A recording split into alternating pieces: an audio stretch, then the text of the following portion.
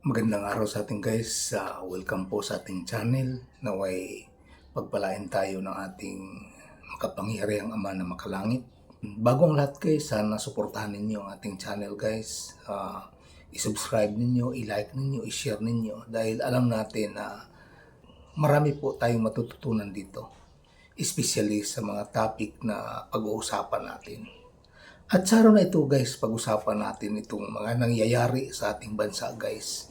Bakit nga ba napakagulo ng ating bansa politically? Alam niyo guys, isa lang po ang nagbigay ng gulo sa ating bansa, sa ating gobyerno. Tutumbukin na natin itong sindikatong grupong kulto. Itong kulto guys, tatlong klase ito. Scientific studies cult, paniwalain ka sa mga scientific na mga gawain. Itong political cult at saka itong religious cult. Ito sila guys, kung may target sila, pwede nilang pagkaisahan. Pero actually guys, kahit kailan hindi po talaga sila magkakaisa. Kasi bawat grupo may layunin, may mga interest sila. Pero pag ikaw yung target nila, kawawa ka talaga. Ito po yung dahilan na maraming korupsyon sa Pilipinas dahil sa panggugulo ng kulto. Actually, ang kulto guys, matagal na nag-exist sa sanlibutan. Isa dito itong Vatican, religious cult ito. So, nandito lahat ng mga ideya sa Vatican. Sila po yung mother of all cults. At bakit sa Pilipinas nagkaroon din ng kulto? Sa pagkakatanda ko, bis sa may personal observation, nagsimula po nabuo yung kulto sa Pilipinas. Itong religious cult, political cult, ito po ay nagsimula sa panahon ni Pangulong Ferdinand Marcos Sr. Bakit nasabi natin na nagsimula, nabuo yung kulto sa Pilipinas? Ganito kasi yan guys. Parang yung Yamashita Treasures guys, parang course ito sa Pilipinas sa mga mamamayang Pilipino. Kasi ito po yung dahilan po talaga na nabuo yung religious cult, political cult, na puro kaguluhan lang yung dala, yung dulot sa ating bansa, sa ating sambayanan, sa ating gobyerno. Isa na pa kay nila, pira lang. Dahil gusto ng political cult, itong religious cult, na magkagulo-gulo tayo. Kasi ito po yung oportunidad nila na makapagnakaw. Kasi yung focus, yung konsentrasyon ng gobyerno, nung focus and concentration ng namumuno ay mawala dahil sa kaguluhan. Dito naman papasok yung mga grupong kulto na sindikato sa gobyerno. Ito po ay talagang pinaplano din nila. So yung mga tao na target na nila, guguluhin ka, bubulabugin ka nila. Kasi gusto nila talaga na hindi ka yayaman, maghihirap ka. Pwede kang gagamitin nila. Kung target ka nila, guguluhin ka nila. Yun po yung kulto. Bakit nabuo yung kulto sa panahon ni Ferdinand Edralin Marcos Sr.? Ganito kasi yan guys. Alam natin na si Marcos ay maraming naiwang kayamanan. Sabi ni Marcos na ni Imelda yata. Oo po, si Imelda, na may gold mining daw si Ferdinand Marcos. Pero sa totoo lang guys, hindi po yun sapat sa nakuha ni Ferdinand Edralin Marcos Sr. na magaginto. Nagmula po talaga yan sa Yamashita Treasures. Kasi imbis na mamumuno ng ayusin ni Marcos yung Pilipinas, napokus si Marcos doon sa treasure hunting. Ang napakasakit nito, yung mga PC po yung nangunguha ng mga treasures, nangimbargo guys. Pero may napala ba sila? Doon naipon lahat kay Marcos. Kaya nabuo itong political cult dahil dito sa Yamasita Treasures. Kasi sinusulo na ni Marcos. Yumaman si Marcos. Nakapangalan lahat kay Ferdinand Marcos. Sa totoo lang guys, hindi po talaga si Ferdinand Edralin Marcos Sr. nagnakaw sa kaban ng bayan kasi bago pa lang ang hirap pa tayo sa ekonomiya noon. Yung pundo ng gobyerno sa tungkol sa pinansyal na bagay, talagang hirap. Bakit nagkaroon ng maraming pera si Marcos? Dahil po ito sa Yamasita Treasures. Kaya doon nabuo yung political cult, yung religious cult, kasi gusto nilang palayasin si Marcos dahil yung Yamasita Treasures sinusulo na ni Marcos. Kaya maraming nagre-rebuilding sa kanya. Gusto nila patalsikin nila si Marcos. Kaya nung napatalsik nila si Marcos, wala ding nangyari. So dito na, yung panahon ni Cory Aquino, dito na nakapundar. Talagang sumiwalat sa buong Pilipinas yung grupong kulto. Kasi nabuo na yung rebellion, yung NPA, yung komunista daw na gobyerno. May pakay ba ang komunistang gobyerno na patalsikin, alisin yung demokrasya? Wala. Kasi kung yun yung pakay ng kulto na magiging komunista ang Pilipinas, ang sindikatong kulto walang mapapala sa treasure na Yamasita.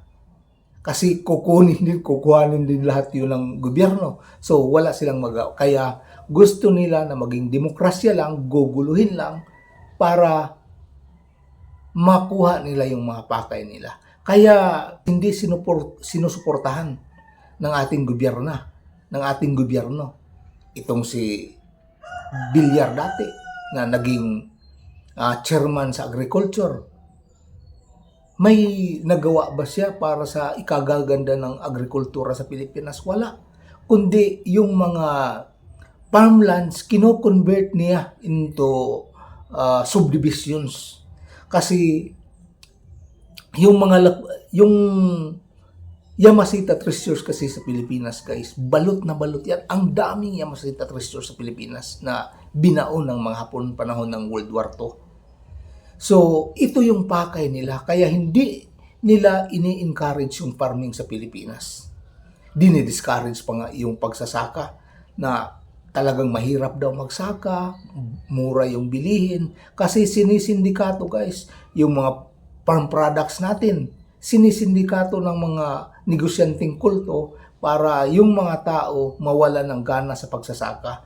Kasi kung makapag-concentrate yung mga tao sa pagsasaka guys, hindi na nila makukuha yung mga lupain na may ibinabaon ng mga treasures. Kaya nga, ginugulo para sa kalaunan, mabili nila yung mga farmlands na may Yamasita Treasures. So, makuha na nila. Katulad na lang ni Villar. Sila ni Cynthia Vera, si Manny Villar, talagang yumaman sila. Dahil dito sa Yamasita Treasures, guys. Pati itong SM. Lahat ng mga malalaking building, guys. Talagang ginagamit din ito ng kulto kasi bibilhin nila yung mga area na may mga Yamasita Treasures. Paano naman nila mabili yung mga lupain na may mga Yamasita Treasures? Kung agricultural land yan, guguluhin yung may-ari hanggang sa darating yung panahon na maibenta talaga. Kasi ginugulo na. So sila yung bibili. Yun yung maging resulta kaya yung farming sa Pilipinas hindi na-develop. Tapos ngayon yung political cult pumasok na doon sa gobyerno natin. So, ito na lang na ating gagamitin, itong si Chavit Singson. Nagmamaktol si Chavit Singson dahil hindi inappoint yung pamangkin niya sa PCSO. Alam naman natin itong si Chavit Singson, sindikato din ito. So, tumitira din ito ng mga Yamasita Treasures. Dami din biniktima ito. So, ito po yung mga tao na mga sindikato. Isa to sa tinitingala mga leader ng political cult. So, ang daming political cult leader sa Pilipinas. So, bawat probinsya, bawat lungsod, talagang may humahawak dyan na mga political cults na kumikilos, especially kung may maraming naibaon na Yamashita treasures doon sa isang lugar, guys. So, ganito yung nangyari sa panahon ni Marcos. Bakit napakagulo yung pamumuno ngayon? So, alam natin si Duterte, wala na, talagang umiintra pa din doon sa gobyerno kahit wala na siya.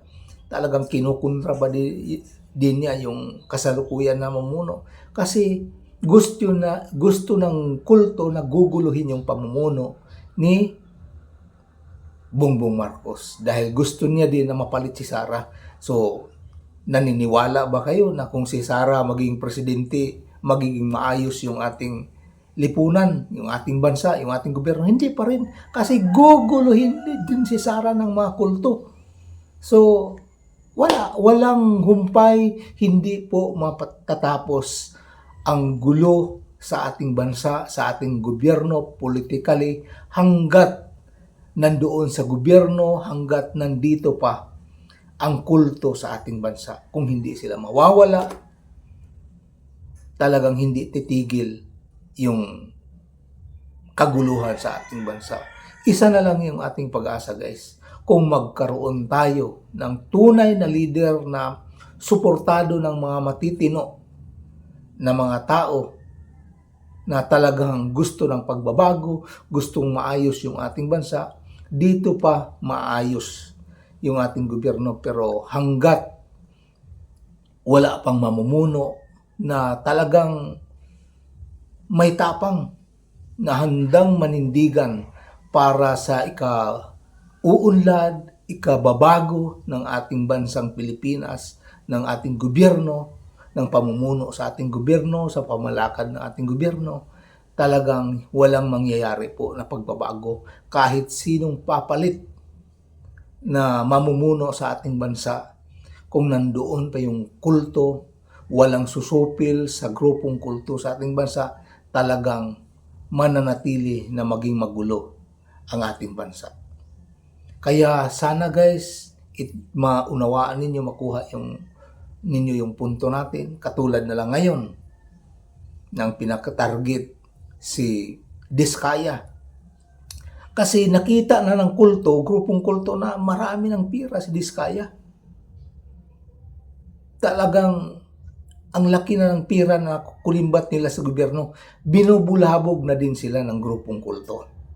Itong si Diskaya, ginamit din ito ng kulto.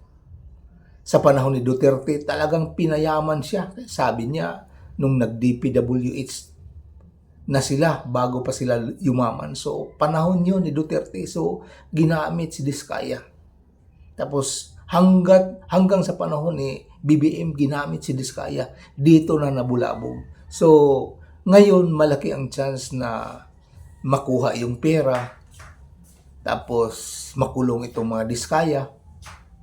Dito, talagang makukuha, biktima naman sila.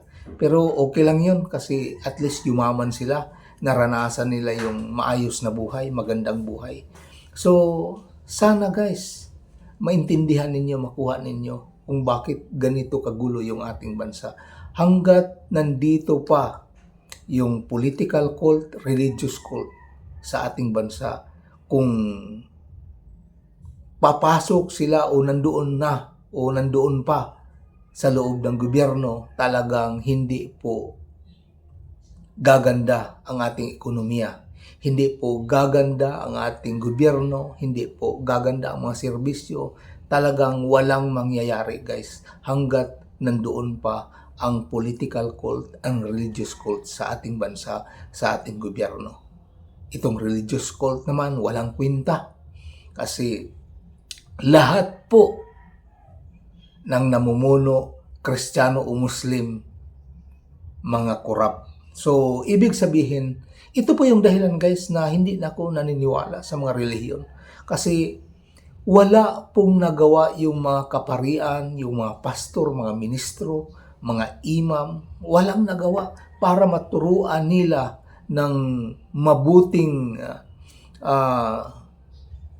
ugali yung kanilang mga membro. Ito po yung dahilan, guys, na ayaw ko na magpasakop sa relihiyon. Hindi na po ako naniniwala sa relihiyon. Hindi na po ako, kahit na sa Biblia, guys, hindi na natin pinapaniwalaan ang lahat ng nakasulat sa Biblia. Kasi inedit ito ng Vatican, guys. Kaya ikanalulungkot ko na hindi na po ako nagpapasakop sa kahit anumang relihiyon. Naway makuha ninyo, guys, maintindihan ninyo ang ating content sa araw na ito. Sana suportahan ninyo, i-like, i-share para maisiwalat natin yung mga dahilan ng kaguluhan sa ating bansa. At marami pa tayong pag-uusapan, guys, na mga kakaiba dahil marami po ang mga nangyayari sa sanlibutan na talagang hindi po nabigyan ng solusyon, hindi po nabigyan ng kasagutan. Pero may kunti tayong alam na masagot natin, mabigyan natin ng kasagutan o ideya kung ano ang pinagmulan ng mga nangyayari sa ating mundo. Sa araw na ito, guys, ako'y nagpapasalamat. Pagpalain nawa tayo ng ating makapangyarihang Ama na makalangit. Amen.